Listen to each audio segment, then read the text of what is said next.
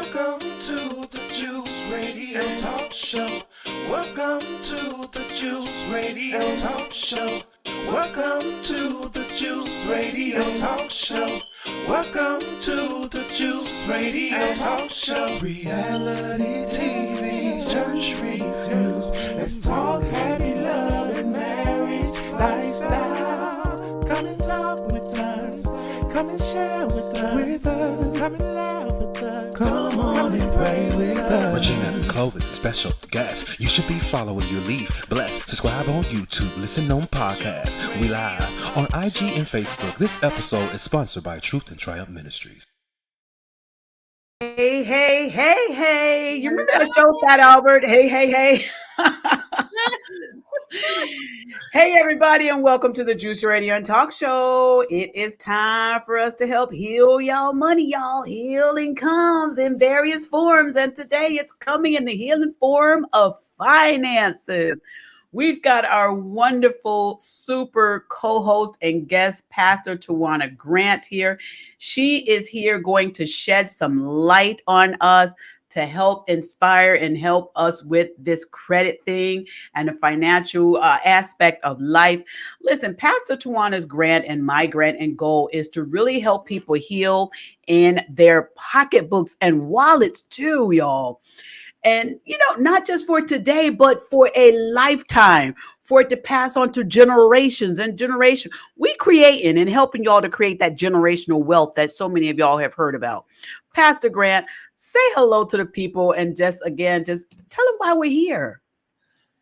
Well, good afternoon, everyone. Welcome to Lunchtime Learning. It is Money Monday, and I'm so excited to be here. Certainly, we want to help everyone improve and grow so that we benefit in every area of our lives. And we know finances are critical, right? Even the scripture says money answers all things. So there is a necessity for money. And so we want to help us to be able to grow that money, right? Because the scripture also says the lack of knowledge, we suffer, right? We perish. We don't advance. We don't benefit because we don't have knowledge. And so we want to give us the information that we need so that we can benefit even in this area. This is not a taboo area to talk about. This is an area that we need to talk about even more because it impacts our lives so significantly, right? Yes, it does. We want to make sure that you all are gaining the strength that you need to grow. There you go. And listen, this is a series. We have other videos that have already been uploaded on our YouTube page. If you're watching this on one of the other channels, go over there to our YouTube page. You will see the logo on the screen here. In a moment, we'll bring that up for you real quick. Go on over there to our YouTube channel. Click on the subscribe button, The Juice Radio and Talk Show. The Juice Radio and Talk Show. Y'all subscribe today over there on the YouTube channel and look at those past videos. They, I believe, are going to bless you and help you. And do this. Share the information with others. Maybe you want to make it where you have a family meeting or a family gathering with your children, those in your household. Sit down and listen to some of the tools and tips that Pastor Tawana Grant is sharing here on the platform and make this a lifestyle in your own homes. I mean, the change can happen today in your very household. Some of you who have been looking for change financially to take place, not knowing where to turn, not knowing where to go to. Today, you have the opportunity to bring it on into your house. Pastor Grant, we are talking today about tips on how do you gain credit.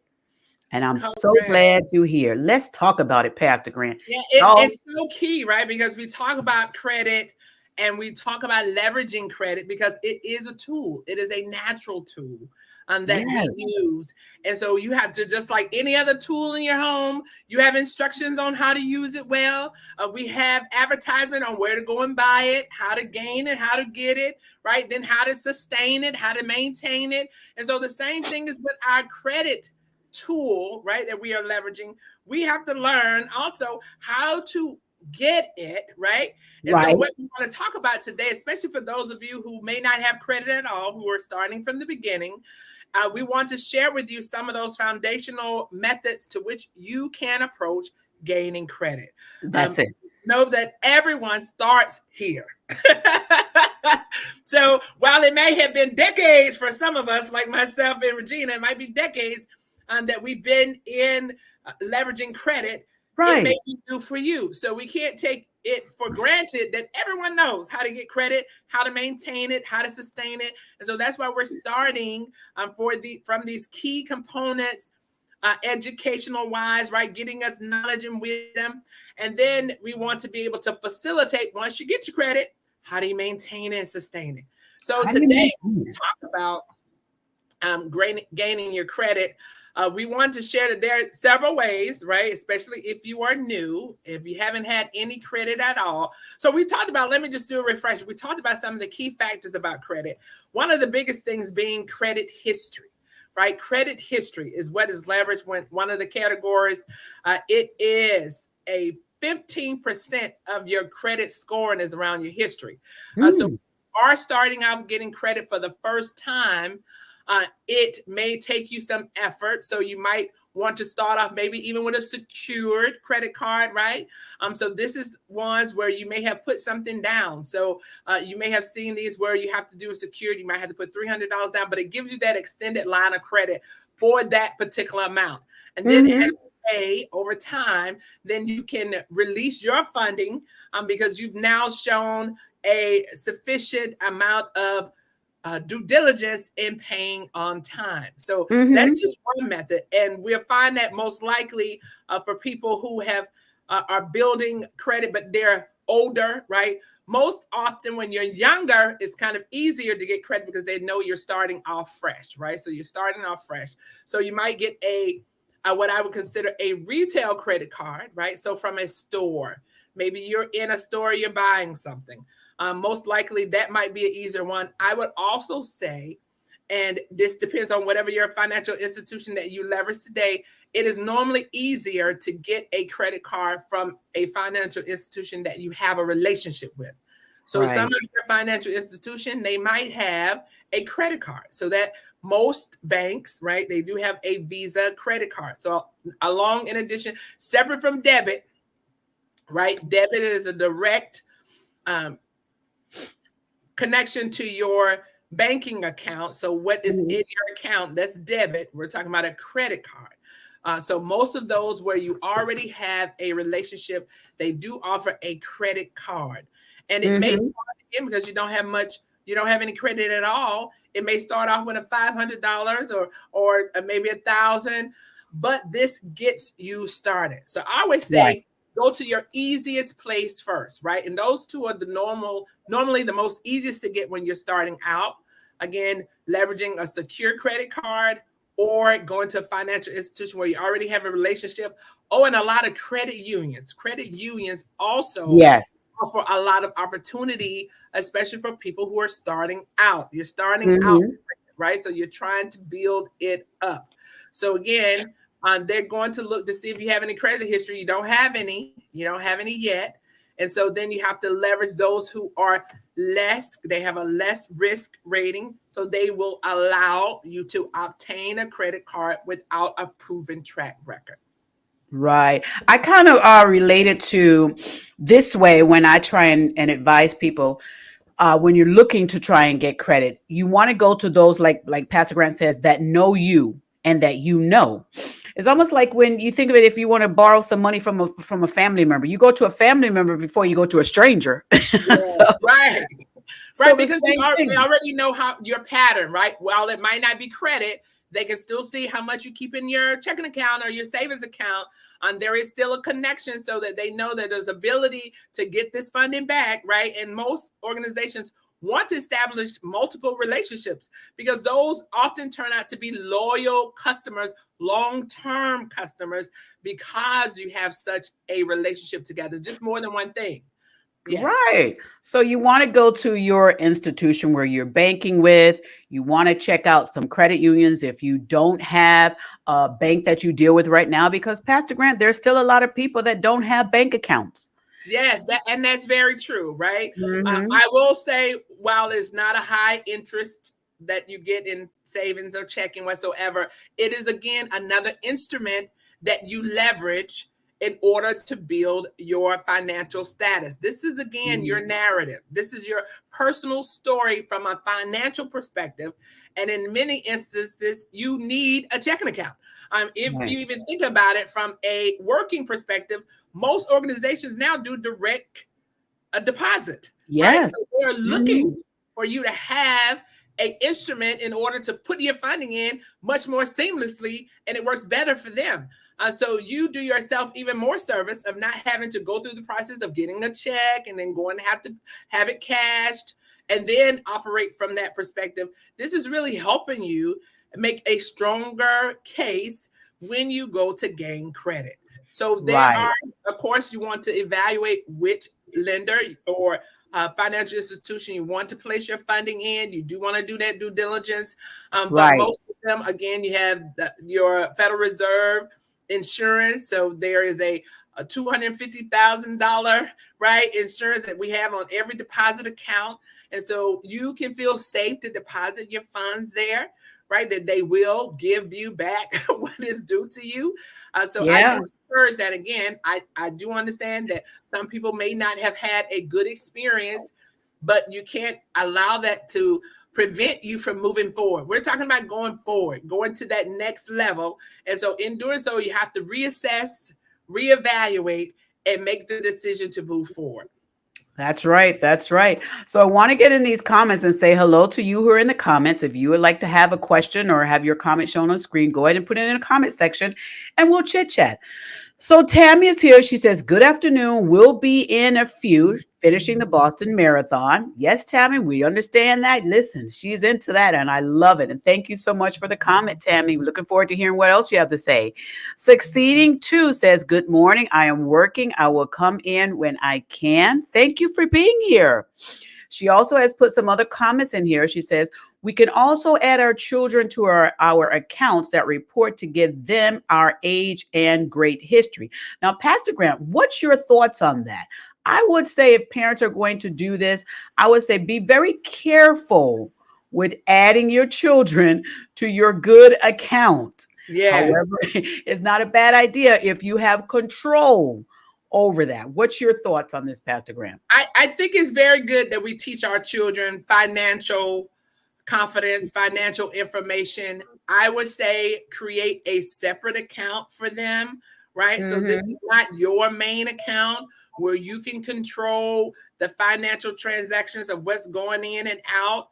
Certainly start with some of those basic instruments, savings, even if they're old enough, perhaps teenagers. My son, right, will be working this summer. And so if they are mature enough and you have that type of relationship that Regina just mentioned, you want to slow them in that, because if they're not under that kind of clarity about what could happen, they could make mistakes, which could cost them later, right? And so you want to be judicious in your willingness to help them advance. You have to take them at small steps, right? Sometimes you might want to do some other instruments of saving. Make sure that you are aware of what's happening, but definitely share with them the importance of being a good steward over this account. So even if you do a separate one just for them, this is great. This is great. Most credit unions are excited about that, right? You can have that type of account set up for your youth of a certain age, and they can participate in that process, right? They can have their little booklet, their little check booklet or savings booklet. And I think that's wonderful that you start to give them that education and insight and knowledge. But I would make sure that that is separate away from mine, because that's really what we do with our son. Whatever we do with him, it is a learning tool, right? And we do it separate from ours.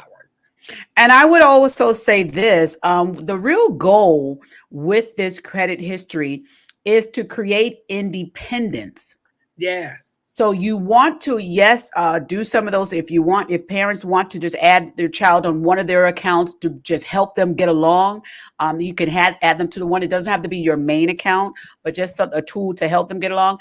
And then kind of wean them off like you do when they're babies. You wean them off the milk after a while and put them onto the meat. You have them to be able to get that strength on their own. So kind of do the same thing. Wean them off so that they're not totally dependent on you and your good credit. The goal is to create great credit independence for themselves as well. Thank you for that. Great Yes, question. great question. And when you talk Great about it, I comment. was thinking more from checking and savings account perspective, but Yeah. we do have a credit card that has our son's name on it. Mhm. And we control and manage it. And so we are doing that effort to grow his credit at the same time, right, as a teenager.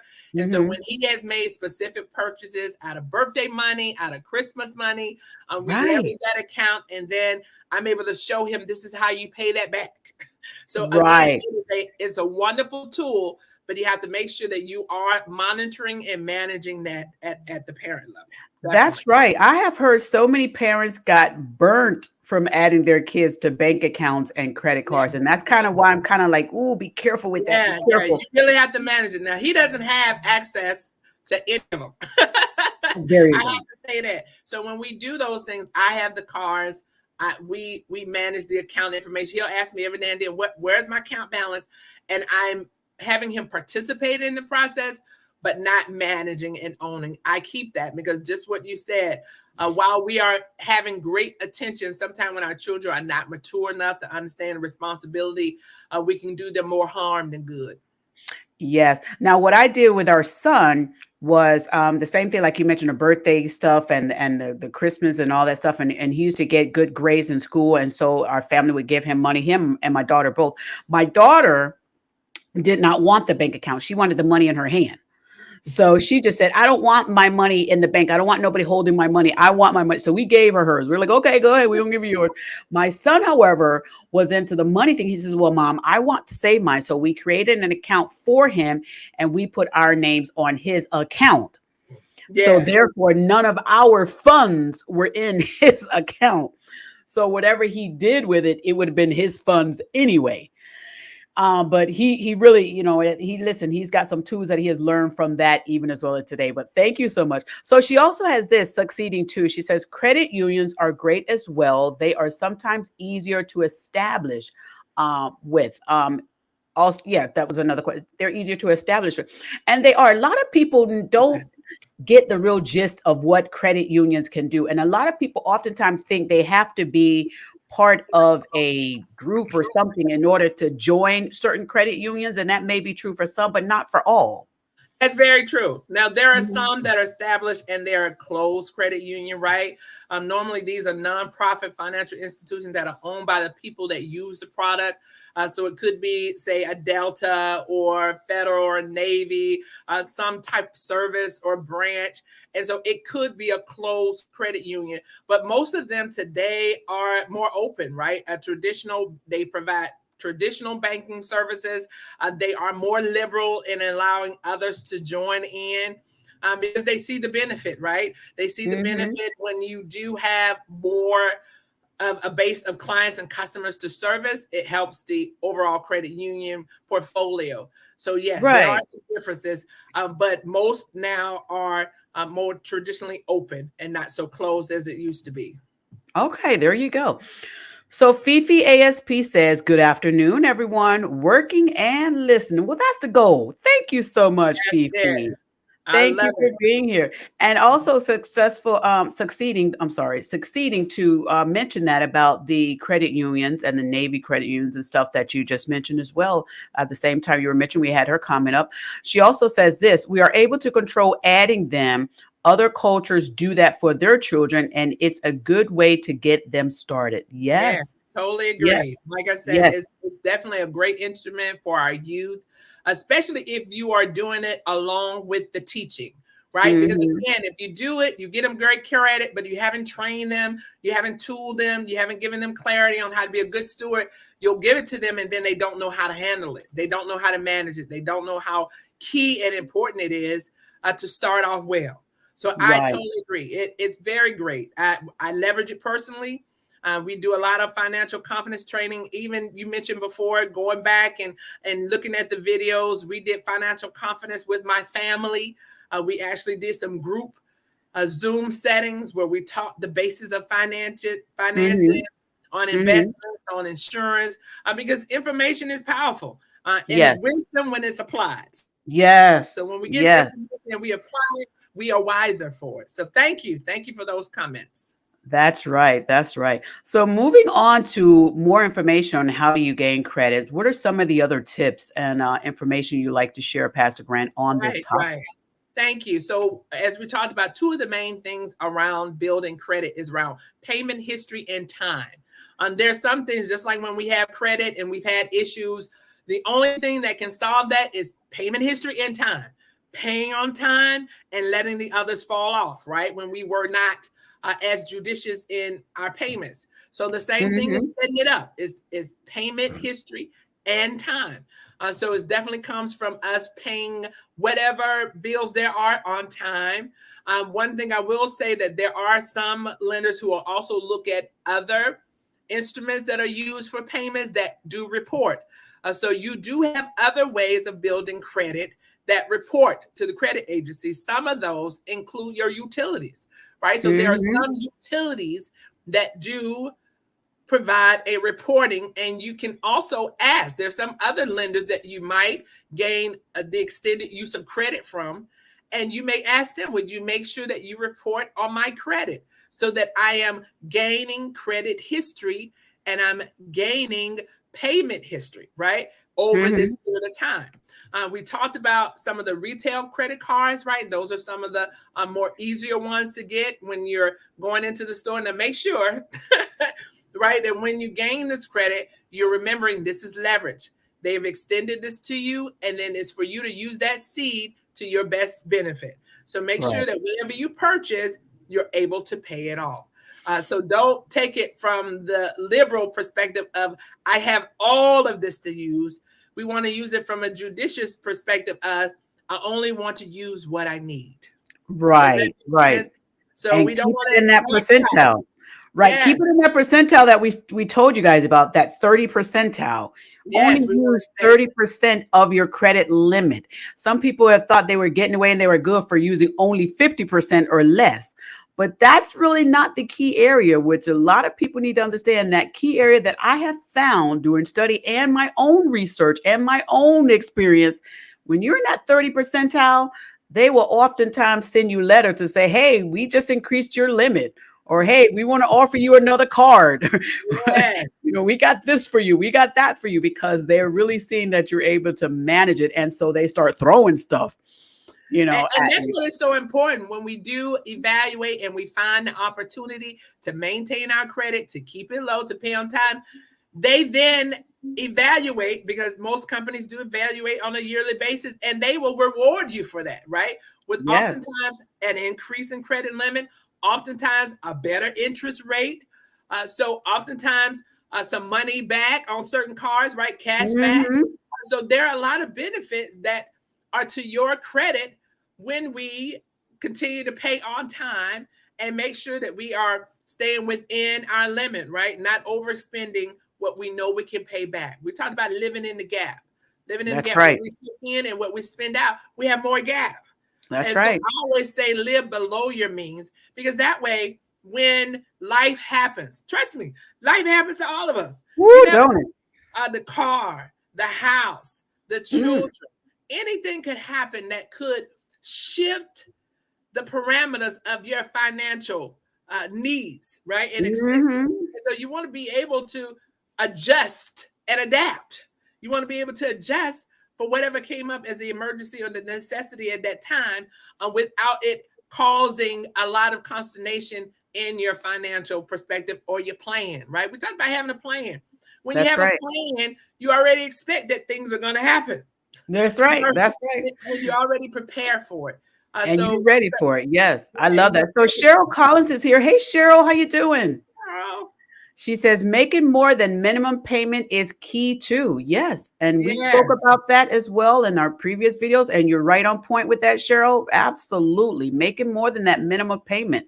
That minimum payment is there to help you to be able to pay something towards your debt. And that what the lender is saying is, listen, this is the minimum that's going to help you with your credit. Now, it's not the minimum that they'll take. They'll take less, but it's not going to help you. Correct. Yes. You So have to at least pay their minimum, right? Because there's a calculation. When they look right. at your open to buy, what is your current balance, they calculate. And based on Mhm. that, they give you a minimum payment in order to stay in good order. in order to Right. stay in good terms with your agreed to payment to return the funds. Here's what it is. But remember, when you just pay minimum payment, that could take you 5 years to pay off that one thing you bought. Child. You could have bought it 5 times. Yep. Come on now. If you're only 550. paying minimum. Yes. And so we encourage you again to pay what you can afford to pay off. Right. Buy what you can afford to pay off. Only procure what is necessary. And Right. so that you've already planned. When you plan for your big expenses or you plan for that gift that you just want for yourself, that's wonderful. Because I believe we ought to enjoy the fruit of our labor, right? We Yep. ought to enjoy it, but we have to do all of those things in good measure. We In don't want to good be measure. so off in our things we like that we forget about the things we need. You know, the old people used to say, people will pay for what they want and borrow what they need. Oh, You know, that's a word right there.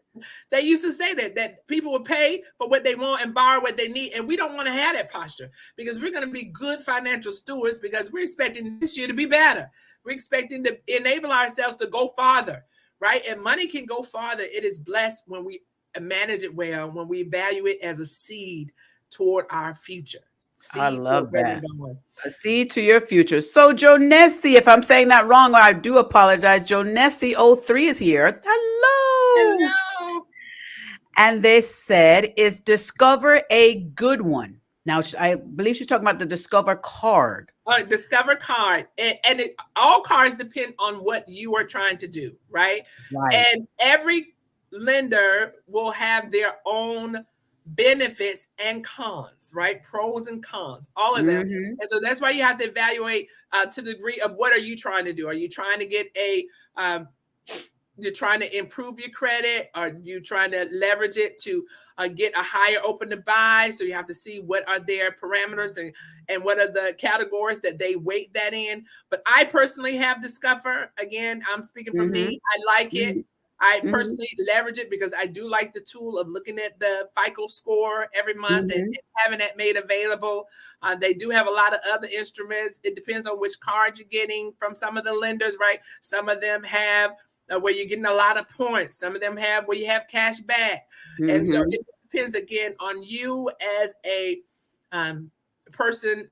What are you trying to do? What are you trying to obtain? And there's a card for everybody. I will say there's a card, an instrument that everyone can use and use it to your advantage. Yes. Now, also some of these credit card companies, they may have different tiers for each card. So depending on your credit and your ability to pay back and your credit score and all of your credit history, like you may have a Visa and you might be like Capital One. Capital One may have, this card for their elite customers and this card for this customer and this card for this. And their interest rates may be different on each of those cards. Their fees may be different on each of those cards.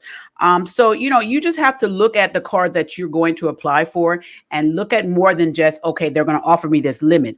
There's so much more to it than just that. Like Pastor Grant was talking about, the fees, there's fees on there. There's benefits. Right. What are the benefits? Or, are they giving you rewards back? I know Amazon has their own store card that you can use on Amazon, and they offer cash back rewards. Yes. And it's a great program, and so you purchase stuff, and depending on what you purchase and what things qualify for that, they'll give you money back. And then when you start making other purchases, you notice when you go on there that you've got this that says, hey, you've got this much in cash rewards. Would you like to use it towards your purchase? And it's real money.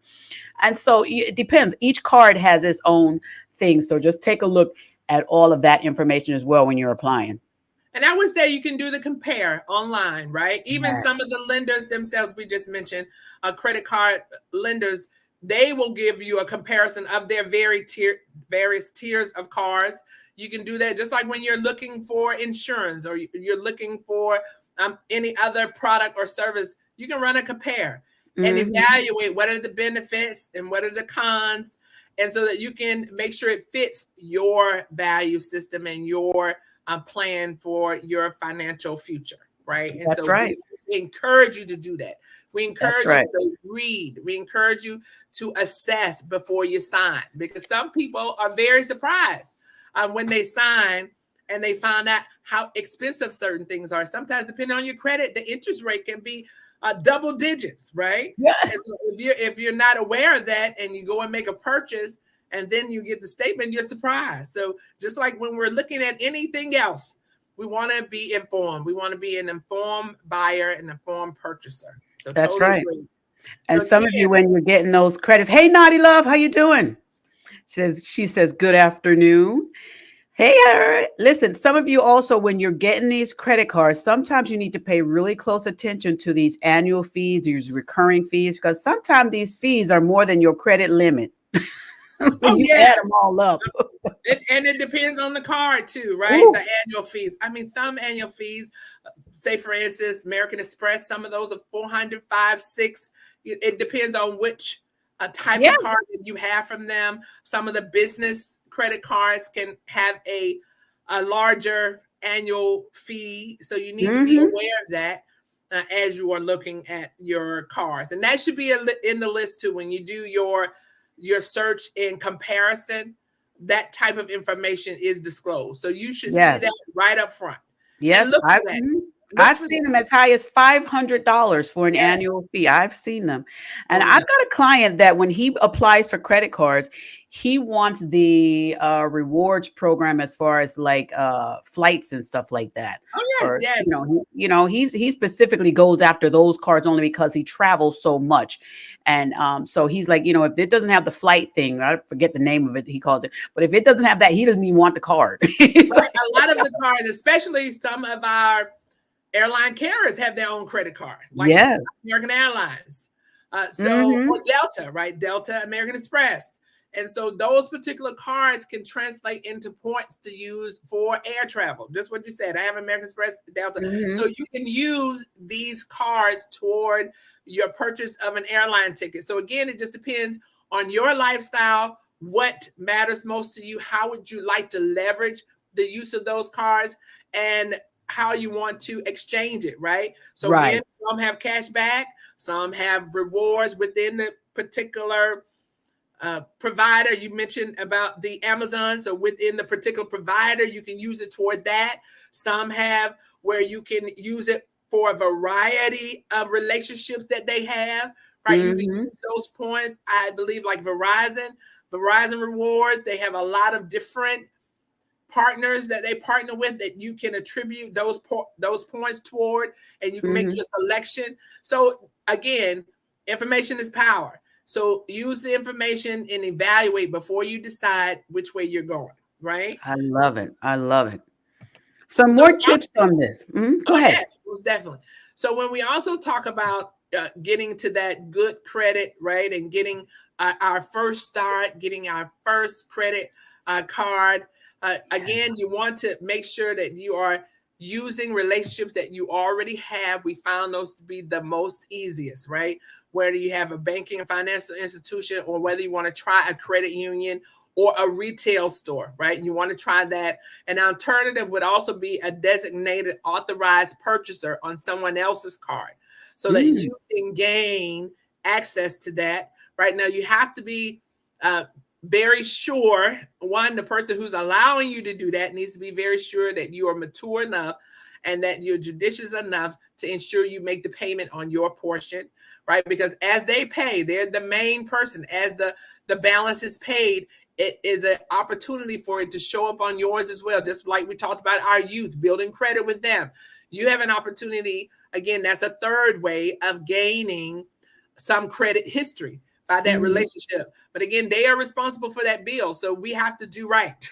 Yes, sir. We have to pay right, accurately, so that we have honor, right? And we are diligent in the things that we committed to do.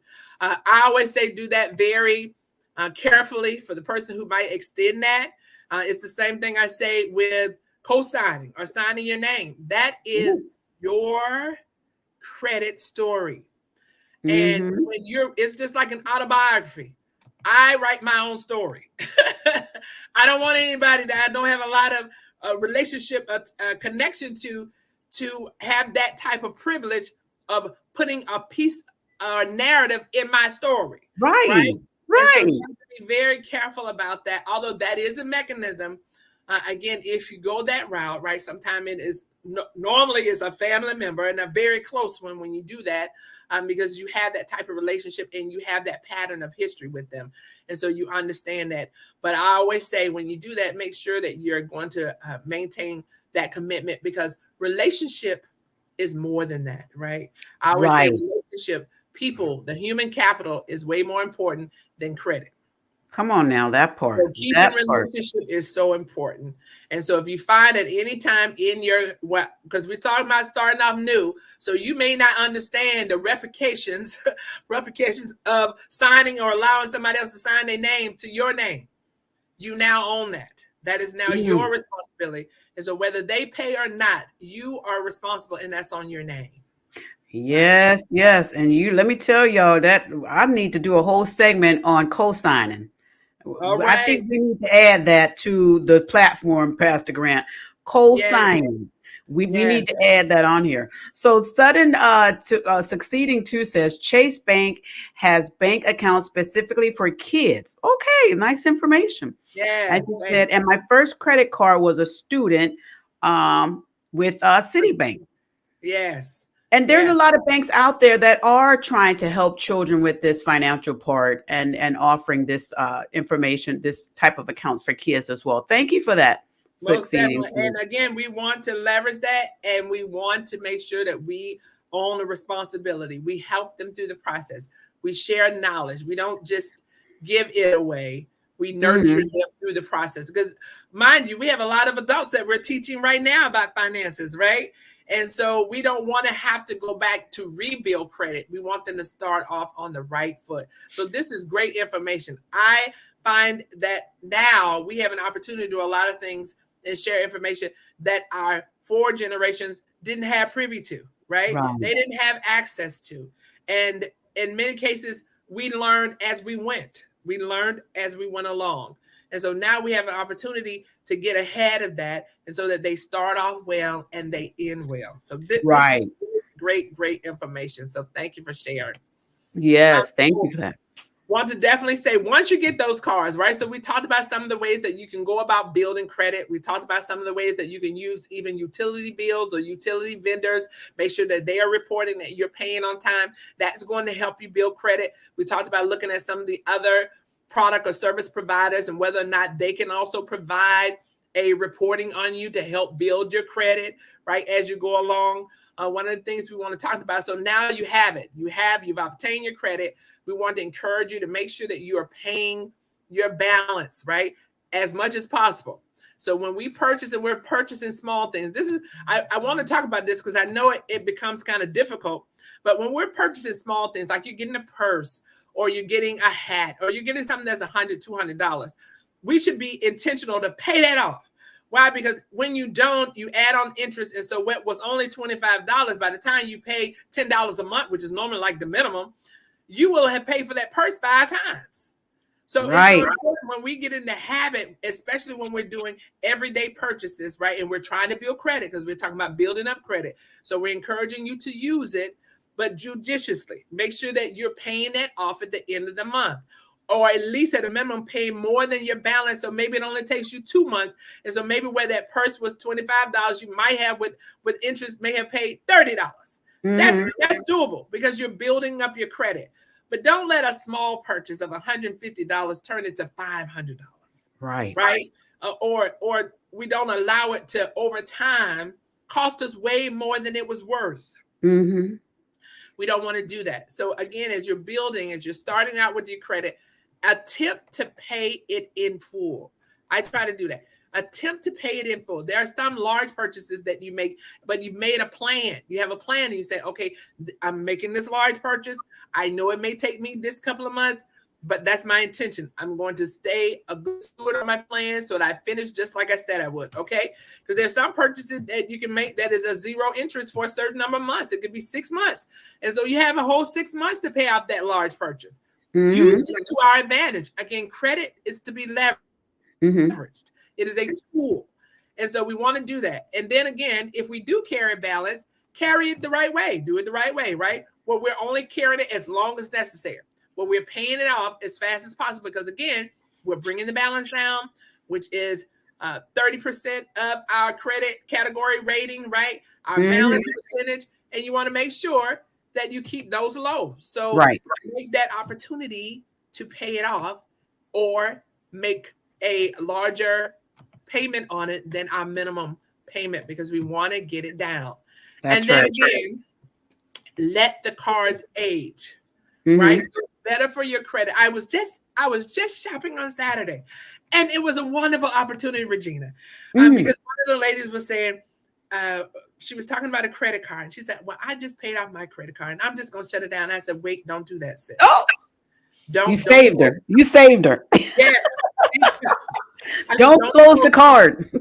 I said, "Don't close it because 15% is credit history, right? And so you want to keep it open so that it shows you've had a long-term history. It has nothing to do with you paying it off. The good thing of paying it off, now your open to buy has increased, which improves your credit. So you keep that line of credit open because it says she has this much credit available to her. She's only using this much or nothing. So all of those are benefits that you leverage with your credit. Right. Your credit only goes up. It will decrease when you close it down. What it requires is discipline, right?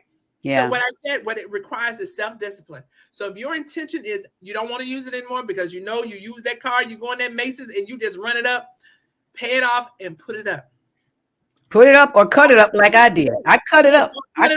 But I didn't close it. That's it. Don't close it. I didn't close it. And then periodically use it. That's why I told periodically go in there and get you some lipstick. Go in there and get you a shirt or something. Periodically, maybe it's at Christmas. Use that. Save up. Use that for your Christmas. And then that way it stays fresh, right? There's a fresh purchase, but it shows the relationship has remained open, not stale. And so this helps you in the end. She was like, "Boy, I didn't even think about that. I just wanted to pay it off and get it out of my eyesight." I said, "You can still do that, but you don't want to cause more harm than good. What you've done, you don't want to do that. Yes, what you do not want to do that. But do not close it down." That's good information. Good tips. Fifi ASAP says this.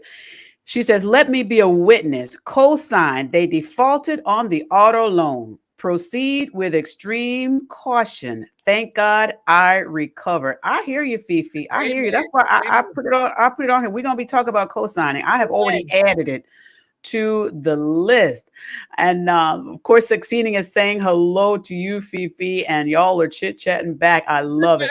So, Pastor Grant, I love the conversation. How do we gain credit? I love that you told the people, listen, you can even have your utility companies to say, add this to my credit. There's options of them to do that. You spoke about the new credit cards. And I know you spoke a little bit about the secured cards. If you have some more we're going to talk about, but I would like to put in some more about the secured cards because a lot of people run away from secured cards. Yes, and I don't think they should run away from it. Right. You should not run away from a secured card. It's not a bad thing. It's not. Right. It is a way and a tool to reestablish or to establish credit. And while it may cost something on your end, it is worthwhile to get started. Right. So one of the things I would say again, make sure you do your research, look online for reputable secured cards. A lot of lenders offer those, so it's readily available. But this is a mechanism to get you started. So again, if you've applied for a car, you're just starting out and you've gotten a decline, then this is another way. This is just another approach because what we want to let you know is you have options. Don't feel like this because one person said, no, this is the end of the world. No, there are other options and ways for you to go about gaining credit. This is one of them. And so what happens is over a period of time, you will then transition to the next level. So no, just because you started here doesn't mean this is it. This is just the beginning, especially when you're rebuilding credit. It is certainly a good tool for rebuilding because what you've done is you've given use of your funds, which is what the bank does. The financial institution gives you use of their funds. Yes, they do. So what you've done now with a secure card, you said, here's my funds. Because I trust myself in the fact that I am building credit. I am willing to say in advance, use these funds so that I have extended credit with you. And then as I build history, I now move into unsecured. There you go. So you will transition as you pay on time, as you be judicious in ensuring that you meet your dates. Dates are very important. Many times you'll get the letter, it's ahead of time, right? Your statement that says this is due. And I've known some people, myself included, you'll sit it to the side. But when you have things on a trigger or you have things on reminder, you can either pay it right then. I love to go in right there, and you don't have to set it for that date. You can set it for a day or two before the due date, and then you don't even have to go back to it, right? So that's what I normally do on my envelope. I say scheduled and put it to the side. That's right. That's right. I love it. And for those of you who are actually trying to not miss those payments because you do want to take the credit that you gained and keep it good, listen, go on these sites for either your bank account. I know Bank of America, Chase Bank, Truist Bank, they offer these bill pay systems where they would pay the payments for you on an automatic rotation if you want. Or what I find to be even better, because I use both the systems, the bill pay and the credit card system, I find that paying the credit card online automatically to me is better, because sometimes situations can happen with that transfer from the bank to the credit card company. It had happened to me once before. And so I had to dispute. I had to show that the money did come out of the account and somehow it didn't make it to the bank, and come to find out the bank was sending checks instead of electronically. So what I did was I went in and I just had all the credit cards to do automatic payments, at least the minimum, automatically. So that way, if something gets lost in the mail or whatever, at least I know the bank, the credit card took their money from the bank, at least that minimum part. And then when I get the statement, I'll say, okay, so I paid the minimum. Let me go ahead and pay a little extra. But this way you don't miss the payment. That $125 minimum payment that you missed just costs you $40 or $50, sometimes $30 or more in a late fee. That's why it's so important to set up these scheduled payments or recurring payments, because especially when you have a very busy life, it takes that concern away. It alleviates the concern that it did not get paid. And so when we take the advantage of ensuring that those minimums are paid, or whatever full payment you want to make, you can schedule it for the date you wanted to go in. And as Regina mentioned, in the site, you can go onto your credit card and make the payment right then, or schedule it for the date that is most applicable for you. And then it's done. You don't have to worry about it. And as you said, even when they make a mistake, you have the evidence. You have the ability to go back and say, here's where we're scheduled. And most often, they are quick to restore and to update that accordingly. So I recommend that. That is so helpful for me to make sure that things are taken care of, and I don't have to revisit, right? So once I get it, the first time I open it up, I just want to be done, right? Yes. Oh, I love what Dr. Walker says, Ohio, only handle it once. So when you use that method, only handle it once, you don't have to worry about it. It's gone. You've done everything needed, and you moved on to the next thing. Ohio, only handle it once. Ohio. That's it. That's cute. I love it. What other great tips do you have before we get out of here, Pastor Grant? This is so wonderful. I love it. And I hope you all are learning something today on this Money Monday series. Well, great. Well, before we close out today, just want to remind you that wherever you start, this is not where you finish. No. You have an opportunity. We talked about budgeting, right? So we want to make sure that you have a good budget in place. When you know what you're managing and you make a plan, you know where you're going. It's hard to reach a destination without a plan, without a roadmap. So we encourage you to join us every Monday for our lunch and learning from 12 to 1 as we expound on this information. Again, don't forget to reach out to your 3 credit bureaus to gain your free credit report. You need to know what's being reported on you. Sometimes you don't know something could be in error. We've mentioned that before, and you want to correct it. That might be why you're being declined. It could have nothing to do with what you're doing now. It could be something very old that showed up again, or something that you may have forgotten about, and maybe you need to restore it. So please take advantage of the opportunity to get that credit report. If you haven't already, start there. If you haven't already doing your budget, look at what you have coming in, your income, and then what are your expenses, and start to plan out that budget. Listen, we want to write the vision, make it plain so you can run it this year, right? Because we're going to run to win. And it's difficult to win when you don't have a plan. They always said, if you don't plan to succeed, you've already planned to fail. Yes, so we you want did. to succeed. We want to make sure that we are in a better state when we finish this year out. That's and so right. Next week, I'm excited to continue to share with you. I think I also want to provide information on a saving schedule. There's a saving schedule where you start with just $10 every week. Something small. Think about that. Most people who love that coffee, they spend over $10 a week on coffee. Sometimes we spend over $10 a week on our chips and our snack. Oh, I do. Yes, how you can take $10 and then you gradually move it up, but every week a little bit away, so that by the time you get to the end of the year, you got $1,000, right? And I know to some people they might think $1,000 is difficult, but when you task it up, it's easier than you think. And maybe someone on here is saying, "Well, I need more than $1,000." Well, take this plan and double it till you get to the number you're trying to reach. Double or triple it, but it gives us Do that. Maybe you might need to cut out lunch one day a week. Maybe you're buying lunch. Maybe you're eating out. Cut out one of them and put that into this savings so that at the end of this year, at the end of 2023, you have a reasonable savings, that you have something to go to in the event of emergency. That would make me the happiest. That would make me. We need to do that. We need to do that. You know, the old folks used to call that mattress money. Yeah. That's it. So that you have that available to you for an emergency. And so along with getting this information, I would love for folks to be chinging and being able to put in the chat that I have my emergency. I've been putting my funds up. And because we're looking to change our health of our finances. Well, let's do that. Let's do that. You know what? And it's almost, well, you know what, Pastor Grant, we just passed the April 15th, which was tax season. The last day you're supposed to file the taxes. So we'll start that. Let's just start that this week. And each Monday we'll ask the people, how much did you put aside? Now, people may say, well, I can't put aside money every week. I don't get paid every week. Listen, you could take a little $5 and put it aside.